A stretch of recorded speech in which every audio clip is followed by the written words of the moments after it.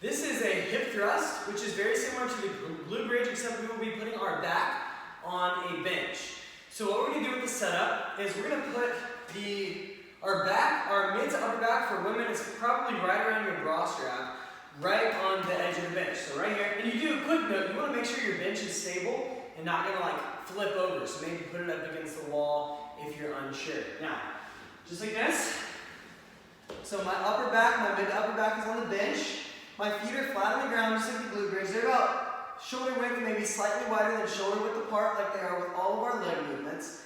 And we're just going to keep our core nice and tight. We're going to get a big stretch. And this is the advantage of the hip thrust over the glute bridge, is that it gives us a big stretch. Okay, big stretch, big range of motion, up and squeeze. We're still keeping our core tight, getting a big stretch, up and squeeze.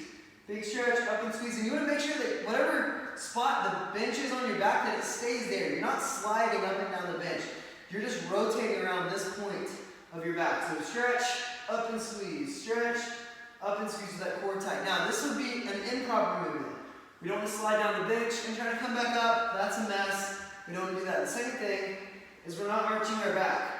We're not arching our back and throwing our belly way in the air. We don't want to do that. Just keep your core tight. Get as big a range of motion as you can.